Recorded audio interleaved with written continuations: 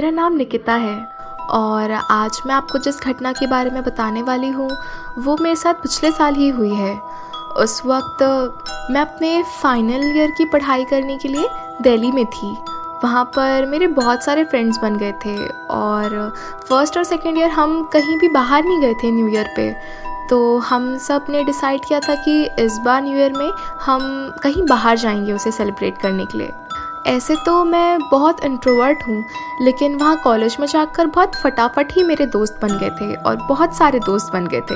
लेकिन उनमें से 3 ऐसे दोस्त थे जो सबसे ज़्यादा मेरे करीब हैं और वो आज भी मेरे कांटेक्ट में हैं और आज भी हम मिलते हैं। उनका नाम है राज, गरिमा और रोहन। फ़िलहाल तो मेरी पढ़ाई दिल्ली में कंप्लीट हो गई थी, तो अभी मैं अपने मम्मी पापा के साथ अपने होम टाउन में हूँ। लेकिन वहाँ का समय बहुत ज़्यादा ही एडवेंचरस था मेरे लिए। मुझे आज भी वो दिन बहुत अच्छे से याद है। 25 दिसंबर था और हम सब कॉरिडोर में बैठकर डिसाइड कर रहे थे कि हमें कहाँ जाना चाहिए इस बार न्यू ईयर सेलिब्रेट करने के लिए। रोहन कह रहा था कि हमें हर साल की तरह क्लबिंग ही करनी चाहिए, late night parties and all.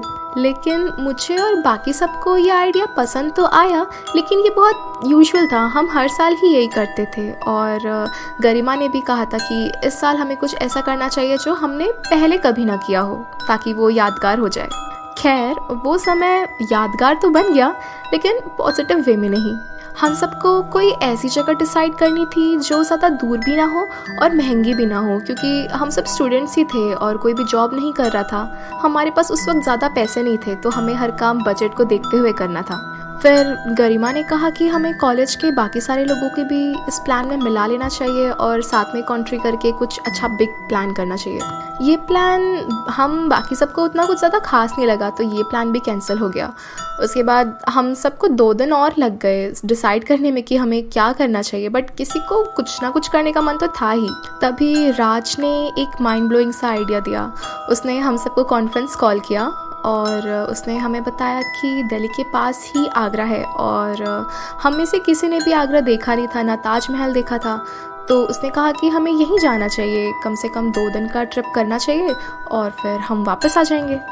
ये प्लान सुनने के बाद हमें से किसी को भी कोई भी ऑब्जेक्शन नहीं था, क्योंकि ये प्लान बहुत ज़्यादा ही परफेक्ट था और बहुत न्यू था हमारे लिए। हमें बस कुछ पैसे इकट्ठे करने पड़े और कुछ प्लानिंग प्लॉटिंग करनी पड़ी। देखते ही देखते कॉल में और कॉलेज में मिलकर हमने सारी प्लानिंग कर ली और पैसे भी इकट्ठे कर लिए कि हमें क्या करना है और कैसे जाना है। रोहन ने एक बहुत अच्छा सा होटल देख लिया था ऑनलाइन ही और उसकी पिक्चर्स वगैरह भी बहुत अच्छी थी। उसे वो बहुत पसंद आया, तो उसने सारी बुकिंग ऑनलाइन ही कर ली और हमें उस बारे में बताया। राज को कार चलानी आती थी, तो हमने सोचा कि एक रोड ट्रिप हो जाएगा और वो अपने किसी फ्रेंड से कार भी मांग कर ले आया था। तो हमारा प्लान बहुत ही परफेक्ट चल रहा था। मैंने और गरिमा ने साथ में कुछ शॉपिंग की ताकि हम रास्ते में कुछ खा सके, तो खाने पीने का जिम्मा हमारा था। जैसे जैसे दिन पास आते जा रहे थे हमारी एक्साइटमेंट बढ़ती ही जा रही थी, क्योंकि ये पहली बार था कि हम न्यू ईयर में कुछ यूनिक करने वाले हैं। जैसे ही हमारे ट्रिप का दिन आया, हम सब फटाफट सुबह सुबह उठकर रेडी हो गए और फिर राज हमें हमारे कैंपस के बाहर ही लेने आ गया था। हम सब फटाफट बैठे और आगरा की तरफ निकल गए। रास्ते में ही हमने बहुत ज़्यादा ही खाना पीना कर लिया था और हंसी मजाक कर लिया था कि हमारा ट्रिप वहीं से ही बहुत ज़्यादा ही बेहतर हो गया था। फिर हम सब ऑनलाइन सर्च करने लगे कि हमें आगरा में और कहाँ कहाँ जाना चाहिए घूमने के लिए, शॉपिंग करने के लिए।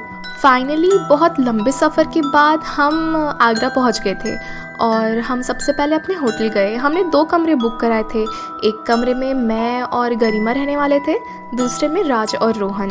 हम सब फटाफट गए और फ्रेश हुए और तुरंत ही होटल के बाहर चले गए। वैसे जब हम होटल को हमने जब बाहर से देखा तो वो उतना कुछ खास नहीं लग रहा था, लेकिन जब हम अंदर गए थे तो वो बहुत ज़्यादा ही रॉयल था और बहुत अच्छा लग रहा था। वहाँ के स्टाफ भी बहुत अच्छे थे, बहुत फ्रेंडली थे, हमारा बहुत अच्छे से ख्याल रखा। ऐसे तो हम सिर्फ 1 घंटे के लिए होटल में रुके थे और फिर बाहर चले गए थे, लेकिन वो 1 घंटे में भी उन्होंने हमारी बहुत ज़्यादा अच्छे से खातिरदारी की थी। लाइक जूस सर्व कर देना और मेन डोर के पास एक स्टाफ का होना जो दरवाज़ा वगैरह खोल सके। हम सब फटाफट रेडी होकर जब होटल से बाहर निकले तो हम सबसे पहले ऑब्वियसली ताजमहल देखने के लिए गए थे। वहाँ के गार्डन पर बैठकर हमने बहुत ज़्यादा मस्ती की, फ़ोटोज़ वगैरह क्लिक किया और कुछ खाया पिया भी। उसके बाद फिर हमारा दिन कैसे निकला हमें पता ही नहीं चला। हमने बहुत सारी शॉपिंग की, इधर उधर घूमा, कुछ खाया।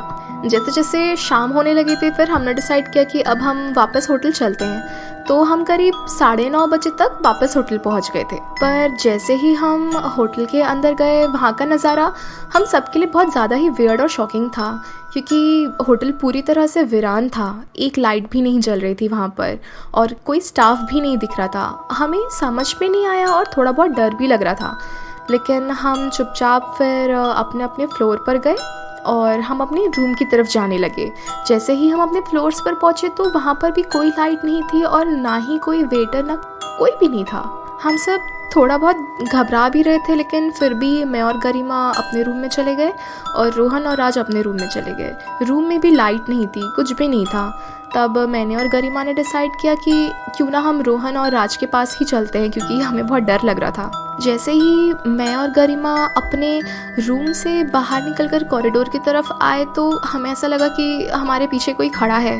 जब हमने पलट कर देखा तो हमारी तो जान ही निकल गई। वहाँ पे बहुत सारे लोग थे, करीब 7-8, और वो सब कॉरिडोर में एक्चुअली बहुत अंधेरा था, लेकिन वो लोग बहुत अजीब तरह से ही चमक रहे थे। जब हम पीछे पलट कर देखे तो उन्होंने हमें देखा और वो हमें बहुत अजीब तरह से देख रहे थे। और फिर उनके चेहरे पर ये एक डरावनी सी स्माइल आ गई। वो देखकर मैं और मेरी फ्रेंड तो बहुत ज़्यादा ही घबरा गए। पर लकीली उसी टाइम राज और रोहन ने अपना दरवाज़ा खोला, तो मैं और गरिमा भागते हुए उनके रूम की तरफ चले गए और अंदर जाकर हमने तुरंत ही दरवाज़ा बंद कर दिया। अंदर जाने के बाद मेरी और गरिमा की तो चीखें ही नहीं रुक रही थी कि तभी थोड़ी देर में दरवाजे में बहुत ज़ोर ज़ोर से नॉक होने लगा और हम बहुत ज़्यादा घबरा गए थे। राज और रोहन को भी समझ में नहीं आ रहा था कि हो क्या रहा है। थोड़ी देर में नॉक्स बंद हो गए और फिर जब हमने दरवाज़ा खोल कर देखा तो बाहर कोई भी नहीं था।